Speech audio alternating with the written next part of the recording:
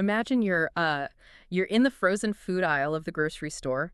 You're reaching for a bag of peas or something, and suddenly you feel a sneeze coming on. Oh yeah, that dreaded sneeze. Right, and for about a quarter of the adult female population, that simple everyday sneeze triggers a moment of just absolute panic. It's like this split-second calculation of, can I cross my legs in time? Is anyone looking? It is a really stressful reality for so many people. It really is. So today, for this deep dive, we are looking at a hidden U-shaped muscle that is, well, it's supposed to act as your body's emergency shutoff valve. And we'll get into why the standard universally prescribed advice to just, do your Kegels might actually be making things far worse for you. Yeah, the sheer volume of new research here is, it's completely transforming how we understand the human body. We're finally moving past all the guesswork and entering an era where we can essentially see the invisible. And we are pulling from a really fantastic stack of sources today to figure out exactly how we do that. We've got current physical therapy guidelines, some deep anatomical research from stat pearls, and several clinical trials focusing on how rehabilitative ultrasound imaging and neuroplasticity are just totally changing the game for stress, urinary incontinence, or SUI. It's a great lineup of data. Yeah, it is. Mhm. Okay, let's unpack this. Why is it that you can easily flex your bicep on command, like without even having to look at it, but Yeah. we completely lose the mind-muscle connection when it comes to our pelvic floor? That's really $1 million question right there. To answer it, we really need to start with the mechanics of the plumbing itself. Got it. Because before we can introduce the technological fix, we have to understand the specific muscle doing the heavy lifting. SUI at its core is a purely mechanical issue. Right. It's the involuntary leakage of urine that happens when the pressure inside your abdomen, which clinicians call intra-abdominal pressure, when that suddenly spikes. Which is exactly what happens when you sneeze or cough or laugh really hard, right? Yeah, Or, well. even just pick up a heavy box. You're essentially compressing your own internal cavity. Exactly. You are squeezing the container. Mm. And when that intra-abdominal pressure suddenly exceeds the closure pressure of the urethra, well, the fluid has literally nowhere to go but out. And then you get a leak. Right, you get a leak. Now, the pelvic floor as a whole is generally described as this hammock of muscles that supports your pelvic organs. But the absolute star of the show today is a specific muscle within the levator antigroup, and it's called the puborectalis. The puborectalis. I feel like this muscle needs a much better PR agent. Oh, absolutely. Because nobody ever talks about it outside of a medical textbook, but it is doing so much crucial work for us all day, every day. It truly is the unsung hero of the pelvis. Yeah. So, anatomically speaking, it's a U-shaped muscle. Think of it like a really dense muscular sling. Okay, sling. Yeah, it originates from the pubic bone in the front, loops all the way around the back of the rectum, and then attaches right back to the pubic bone. It dictates what we call the rectoanal angle, but it plays a massive primary role in urethral closure. So how does it actually close it, though? Well, when the puborectalis contracts, it shifts all those pelvic structures ventrally and cranially. Okay, meaning it pulls everything forward and up? Right, forward toward the belly button and up toward the head. The sources we have actually describe this specific action as changing the entire pelvic floor from a relaxed, sagging basin shape into a firm, elevated dome shape. A basin to a dome. Okay, that makes sense. And here's a really critical detail that often gets overlooked. This particular muscle contains a very high concentration of fast-twitch muscle fibers. Oh, okay. So unlike slow twitch fibers that are for, endurance, like running a marathon, fast twitch fibers are for explosive immediate movement, like sprinting. Yes, exactly. They are specifically designed to respond rapidly, like in fractions of a millisecond, to those sudden intra-abdominal pressure spikes we just talked about. So if I'm picturing this right, the puborectalis is essentially acting like a sudden shutoff valve on a garden hose. I love that analogy. Like if someone unexpectedly steps on the hose, which in this case is the sneeze or the cough causing that pressure, that valve needs to clamp down instantly and pull the hose upward to stop the flow of water. That is a perfect way to visualize it. The fast twitch fibers are meant to clamp the hose the exact millisecond the pressure hits.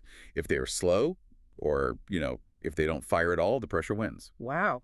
But that brings me right back to my first question, the bicep comparison. Yeah. If it's really just a muscle, why can't people just do traditional exercises to strengthen it? I mean, if your bicep is weak, you do a bunch of bicep curls until it gets stronger.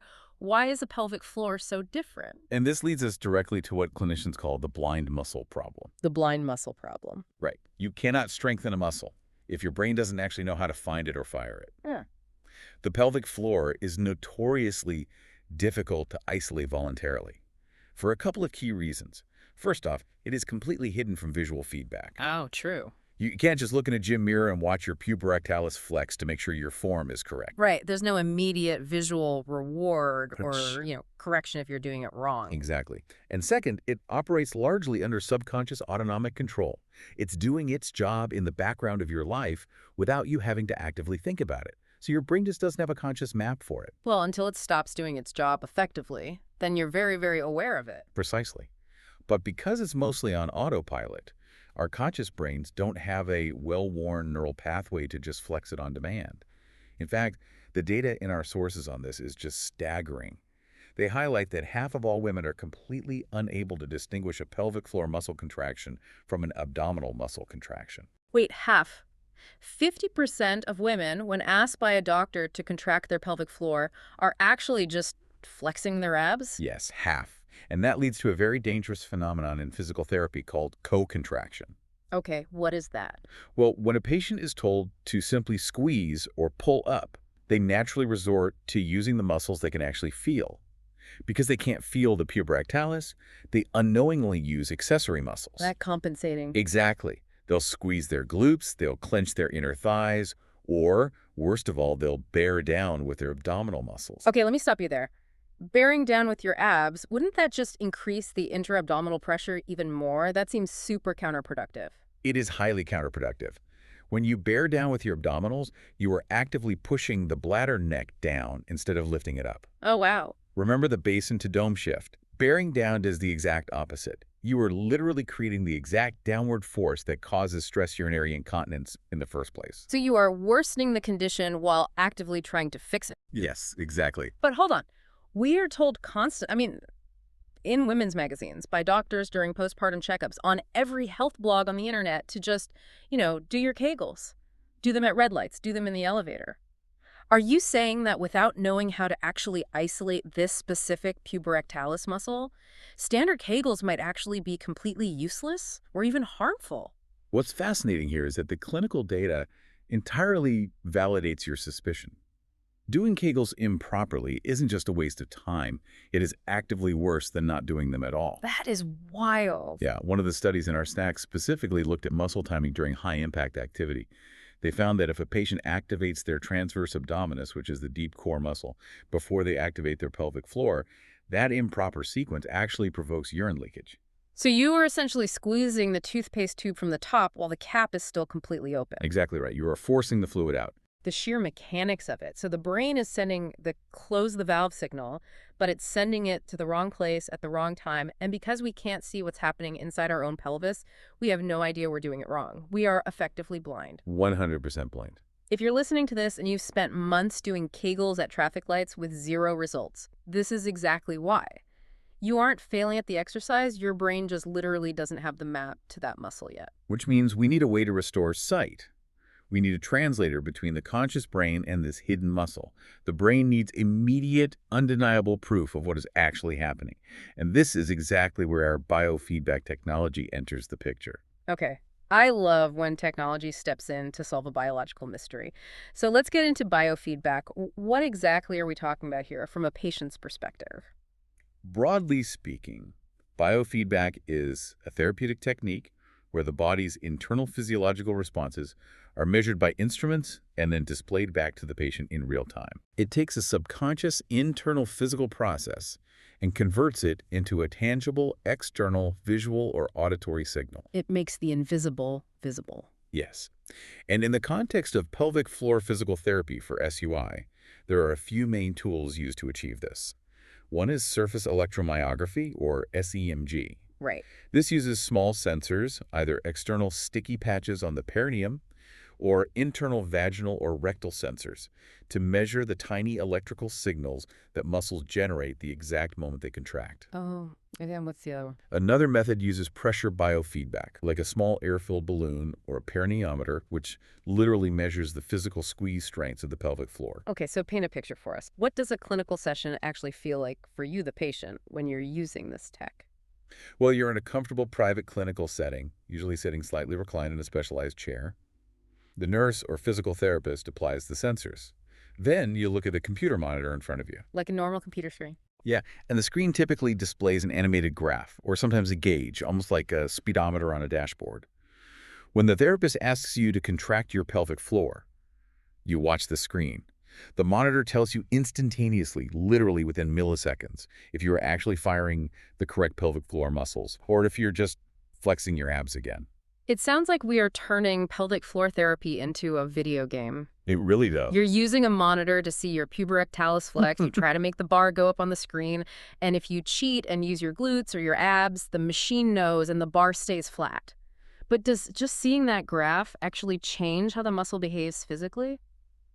It changes how the brain behaves, which in turn completely changes the muscle. It gives the brain the immediate real-time validation it desperately needs to say, ah, that's the right nerve pathway. Let's remember that and do it again. Wow, okay. You are training the central nervous system, not just bulking up a muscle. But, as incredible as SEMG and pressure sensors are, the research reveals an even more advanced method that is completely changing the landscape. Oh, really? Yeah, it gives the ultimate visual proof of isolation, far beyond just a squiggly line on a graph. Oh, what beats the video game graph? Actually seeing the human anatomy itself move in real time. This is called rehabilitative ultrasound imaging, or RUSI. Wait, like the ultrasound used during pregnancy, the wand with the cold gel? The exact same core technology, yes. Yes. A physical therapist uses a transabdominal or transperineal ultrasound probe, but instead of looking for a baby's heartbeat, they are pointing it directly at your bladder neck, your mid-urethra, and your puborectalis muscle. Oh, wow. Yeah, and unlike the EMG, which just shows an electrical spike indicating some muscle fired, the ultrasound shows the literal physical structures inside your pelvis shifting. Okay, let me clarify some of this terminology because the sources throw around words like urethrovesical junction. Whoa, urethrovesical junction. So that's just where the bladder meets the urethra, right? Like the actual drain pipe where the leak happens. That is exactly what it is. The urethrovesical junction is the critical point of closure. And with ultrasound, there is nowhere to hide. You and the therapist watch the screen together. Right. When you attempt a contraction, if you do it right, you literally watch your urethrovesical junction move ventrally and cranially forward and up right there on the monitor. You actually see the basin turn into a dome. That is incredible. But if you bear down with your abs, you watch the bladder get pushed further down. There is no guessing. You see the mechanics of your incontinence happening live. Here's where it gets really interesting. Think about what is happening in the patient's mind here. The exact same brain and the exact same muscle were completely disconnected 5 minutes ago. They couldn't talk to each other. But the moment the eyes are allowed to join the conversation and see the ultrasound screen, they suddenly start communicating perfectly. The visual feedback completely bridges the gap. The data on this from the clinical trials is just extraordinary. One study in our sources noted that 57% of participants who were entirely unable to contract their pelvic floor muscles correctly, using just standard verbal cues. Like the Kegel instructions. Right. These are the people who couldn't figure out the traditional Kegel instructions no matter how hard they tried. Well, 57% of them achieved a correct, isolated contraction once they were given ultrasound biofeedback. Over half of the failures turned into instant successes just by adding a screen. That is a massive leap in efficacy for physical therapy. It really is. It's the difference between telling someone how to drive a car blindfolded versus finally letting them open their eyes and look at the road. Once you see the steering wheel move the car, you understand the mechanism. But here is my pushback, or at least my follow-up question. This is fantastic in the physical therapy clinic when you are sitting in a comfortable chair, hooked up to the ultrasound or the EMG monitor with a therapist guiding you. But you don't walk around the grocery store carrying an ultrasound machine in your purse. So how does this translate to the real world when a patient unexpectedly sneezes in the frozen food aisle? Does the muscle just forget how to work the second you unplug the machine? That is the ultimate test, isn't it? And to answer it, if we connect this to the bigger picture, we have to look at the long-term mechanism at play here, which is cortical neuroplasticity and somatosensory mapping. Okay, those are some heavy neurological terms. Break those down for us. What is cortical neuroplasticity? So neuroplasticity is simply the brain's incredible ability to reorganize itself by forming brand new neural connections throughout life. Okay. And somatosensory mapping is how the brain creates a physical internal map of your body parts. Think of it like a control panel in your brain. For most people with SUI, the button for the puborectalis on that control panel is either missing or broken. Biofeedback isn't just about building muscle mass, like a bodybuilder lifting weights. It's fundamentally about motor learning.